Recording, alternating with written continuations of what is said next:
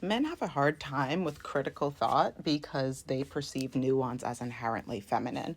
We are in motion because I'm behind, but there are things that I would love to discuss with you all. So, as I was saying, they have a hard time with nuance because there is this idea of for something to be masculine, in the way that it has been socialized, there is this sense of immediacy, the sense of, oh, I inherently know this or that. It's very black and white. It's I do, I don't do. I move, I don't. It's this, it's almost, I'm trying not to, it's not that I'm trying not to use the word booga mentality, but I'm like, for the folks that don't fully understand what it is that I'm saying, I am just, let me turn on a light real quick. Here we go. Like there is a do or don't that does not allow the space for critical thought, for analysis, for let's wait a minute and let's have a conversation to exist when it comes to the way that masculinity has been taught and the way that a lot of men and boys have been socialized, not only for the very specifically for the approval of other men. So this thought specifically came up because there's this podcast that was talking about, honestly, it was just a bunch of men behind microphones. So I wasn't, it's not like I was going to listen to the whole thing, but there was a specific clip that's been going viral where there's this guy who's pretty popular. His name is Hasan. And he was on this anime podcast and he was talking about how One Piece is an inherently political anime. And all of the other it's the only word that I know to really encapsulate this energy. But these boogas were just like tee-hee-heeing and laughing and speaking over him. And then at one point, one of them goes, oh, wow, when you explain it that way, it kind of makes sense. All good art, all good literature is inherently political, period. But that is a conversation maybe for another day. I talk about it all the time on this platform. Everything that we do is inherently political, but we're taking this and we're pinning it for now. So from what I've been able to see, Hasan has now been banned from going back onto that podcast because all of the other boogas that were in the comment section that were fans of the show were just like, oh my gosh, this is not what we like, get him off, this isn't what we signed up for, da-da-da-da-da, because he provided a more nuanced take. If you were to take that kind of conversation and put it into other spaces, unfortunately, tell me if I'm wrong in the comments, but in a lot of spaces where men try to have more nuanced conversations about how things are showing up in society, especially for marginalized groups, weirdly enough, homosexuality tends to come up. People call them gay. People are like, oh, clearly you must not like women. There's this weird kind of thing that goes around because in the way that a lot of men, the way that men are socialized, period. The way that men are socialized, there is this assumption that to be able to explore the gray space is inherently non-masculine. And you can be masculine and gay, but they associate homos in the way that they are socialized, the way that they interact with society. They say, oh, anything that deviates outside of the specific form of what we have been taught masculinity is must not be, I don't know. I'm trying to get into the mind of a booga and still maintain my sanity. It's very difficult because a lot of these boogas, they associate homosexuality with womanhood, but it's like, no, that's a man that likes another. The most manly thing that a man can do is like another man because they know better, but they can't help themselves. I have theories on this. But anyway, to be able to explore those nuances, those gray space, forces you to be able to have critical thoughts, critical ideas, conversations in which you are able to hear the other person out completely. And that is not a thing that is celebrated in the way that masculinity is socialized. Prime example, look at the United States government. Arguably, that is a full display of how masculinity has been socialized.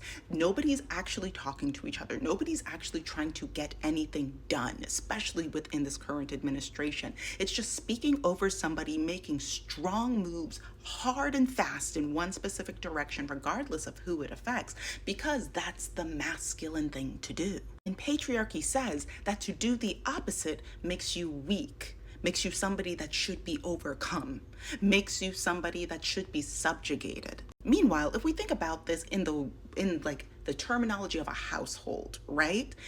If we are, and technically we are, a giant family, but let's say that the United States is a house. And the way that the administration is running right now is, does this seem like a house on fire to you? I think we could all agree that the answer is yes. But now let's think about a happy, healthy house, right? Now, when you think about multitasking, when you think about being able to have in-depth, emotionally connected conversations, when you think about who is the person that remembers all of the details and the nuances of your school life, of your day-to-day life, of your allergies. There's a bunch of videos that I have on this. Who is the person, if we're thinking of it in like a nuclear heteronormative family, the mother comes to mind. All of the things that help to have a system, a society. Yes, it's a micro society. A home is a micro society. But all of those characteristics that help to have a society fully function, that help for everybody to feel seen, to feel heard, to feel validated, to not be oppressed or looked over. I'm going to be late for Pilates again, Jesus Christ. Okay. But like all of these things are things that are inherently, we think of as feminine traits, but they're assumed that masculine, quote unquote, masculine people are able to, and this is not necessarily like what is it, a hyper femininity or like a dark feminine or whatever. I'm talking about the way that things are socialized, the way that people and people groups are socialized. Men and boys are, there's nothing biologically stopping them from being able to participate in nuanced conversations and nuanced experiences, but it's the way that they have been socialized. It is the patriarchy that has, for generations, I don't know if it is just like turned off a series of synapses. Like there's a skill set to this that has been lost because they have been socialized to think that that skill set is weaker than, is stupid, is gay, is all of these things that they're like, oh, I don't want to participate in this because I am a man. And they're burning the world and they're ruining families and all of these things. Listen, I know so many women that would love to be mothers, that would love to have kids, that love to have a whole miniature army set, a menagerie of baby people, right? Like, but they're like, I just need a partner who's not clinically insane and can participate in this nuanced experience known as life with me. And they can't find that. So they're like, okay, well, I guess I'm just gonna be child free. For them to be able to gain these skills, it's almost like working a muscle that has been atrophied for generations.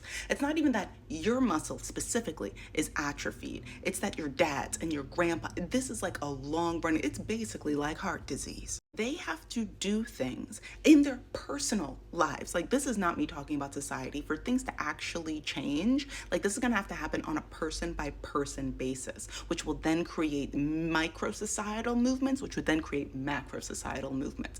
Like, at an individual level, men are going to have to start to reprogram every part of their brain to be able to work a muscle that they did not even know existed. Connecting this with Pilates. Oh my God, I'm brilliant. So in Pilates, there are muscles that I did not even know that I had.